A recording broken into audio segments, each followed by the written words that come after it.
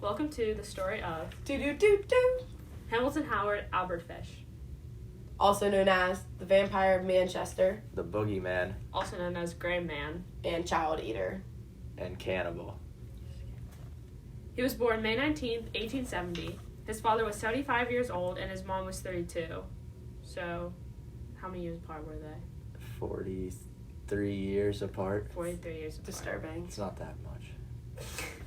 He was the youngest of 4 children, and after his dad passed away, he went to St. John's Orphanage with all 3 of his siblings after his mother couldn't care for them.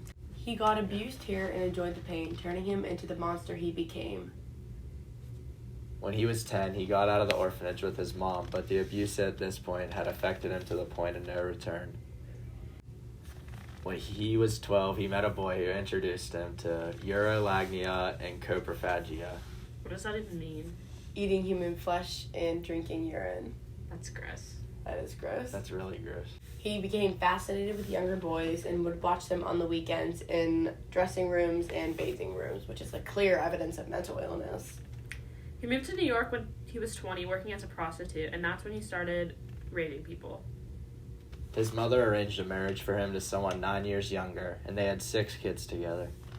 He was a painter at this time, but that never stopped his gross behavior.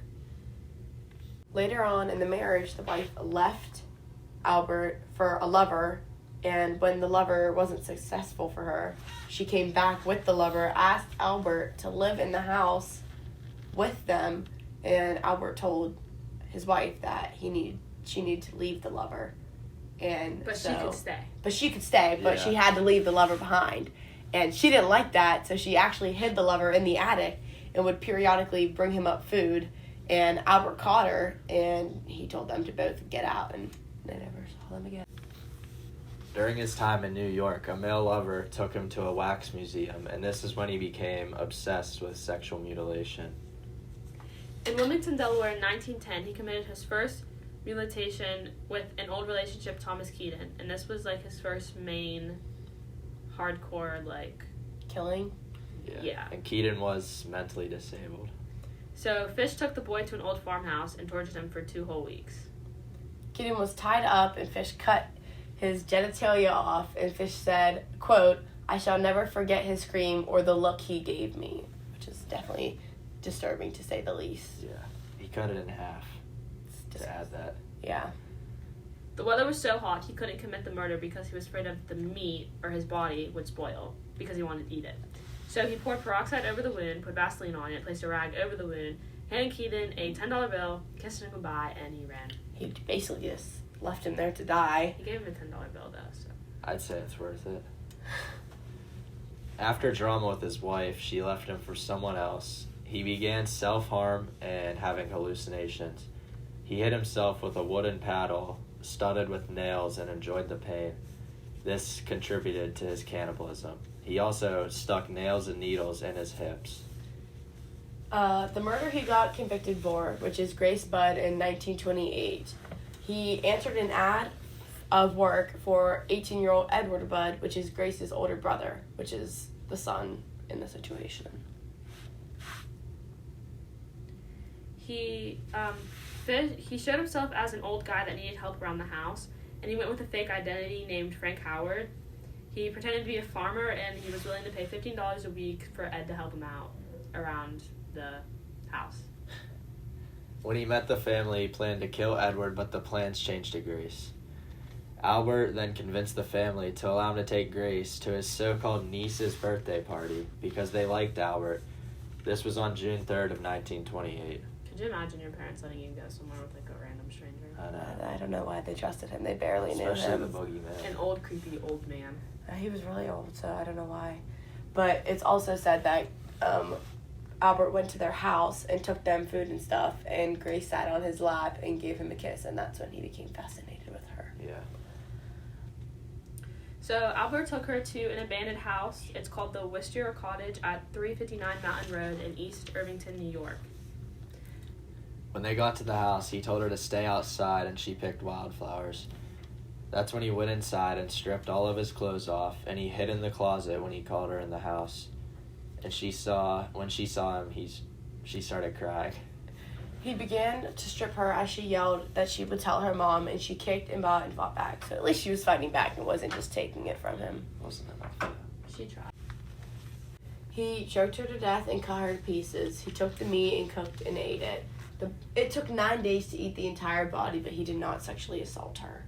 He said he didn't. He said he didn't, but he did He say he wanted fascinated to. about Yeah. it, so.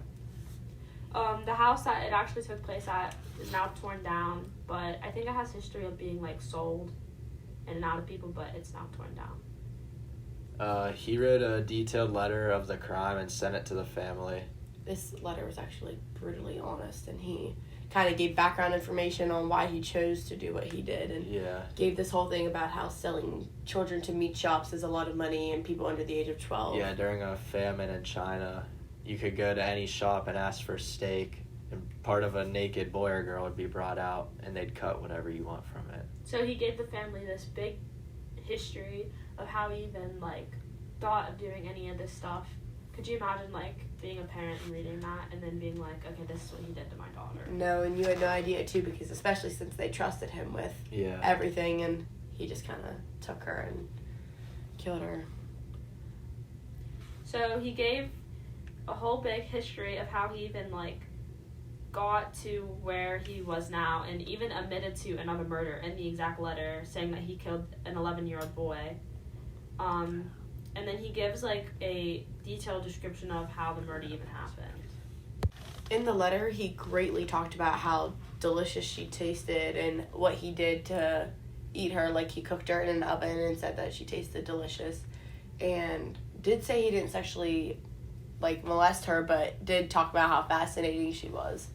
He wished that he could have, though. Yes. He said he wanted to, but he didn't, and that he said in the letter that she did die a virgin, so. But it's weird how he went from the brother to the sister, and we know from all the evidence that it was all little boys from the beginning, so just Grace coming out of nowhere was definitely interesting. She must have been special.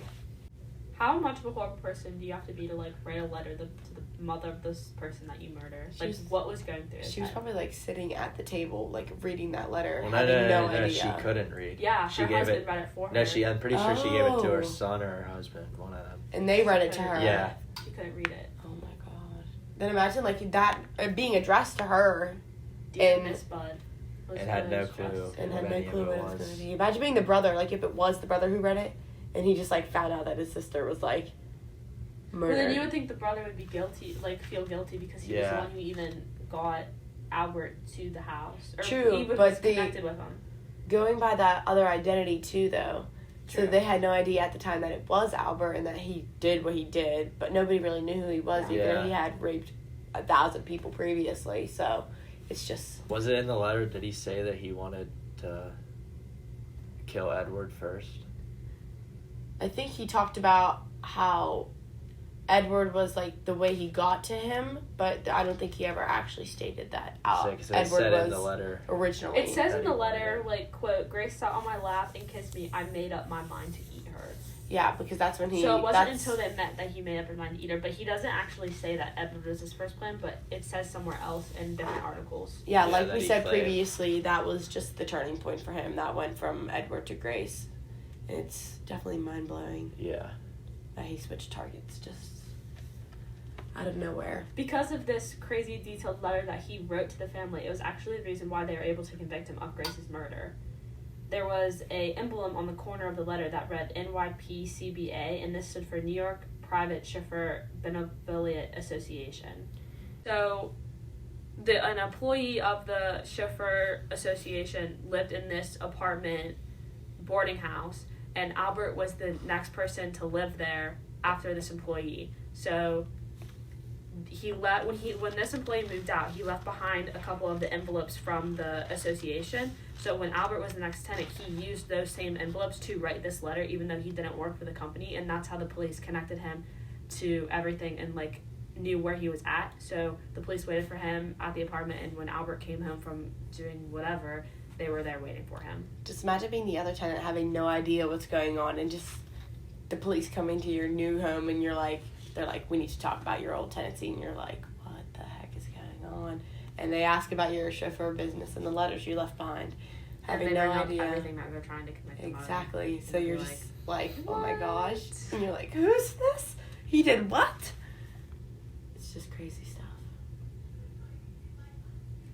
After being convicted, he confessed to other murders, but they were only able to convict him of Grace due to lack of evidence for everything else. The trial for Grace lasted 11 days, and he was found guilty and sentenced to the death penalty by electrocution. There was a rumor that we talked about earlier. He talked about putting needles in his groin, and it is a rumor, not proven yet, or will be proven at all, that it took 2 times to shock him because he had needles in his groin. It said that the police said that they didn't know if it was true or not. But they believed it, but they didn't know if it was true. It was never proven. I also read somewhere where it said that Albert helped the police or whoever killed him put like the pads or whatever on his body that like electrocuted him. But that was like So not he pretty, knew what it was coming, and he was like, "Oh, I'll just help out." Well, I mean, he was I deserved insane, it. so he was probably like, He probably wanted it. yeah. He probably wanted He liked like the the pain, pain. anyways. After Fish was put to death, his lawyer stated he had final words from Fish amounting to nothing more than handwritten notes. The lawyer refused to read them, stating, quote, "I will never show it to anyone. It was the most filthy string of obscenities that I've ever read." Fish was a vile human being right up to the end of his life. See, in this day and age, that would never fly. You would never be able to talk about your client No. like that, whether how bad you thought they were or not. You can't just go saying. He'd probably be free. Like, couldn't you be freed? Yeah, these days you could if your lawyer goes out and says something after, because technically that's like against the confidentiality they have with one another. Even though he didn't read the letters, which is still protecting him, he can't go out and say those things about somebody. Yeah. So basically, Fish was a horrible, disgusting human being, I'd say and so. that's the I would story. agree. Deuces.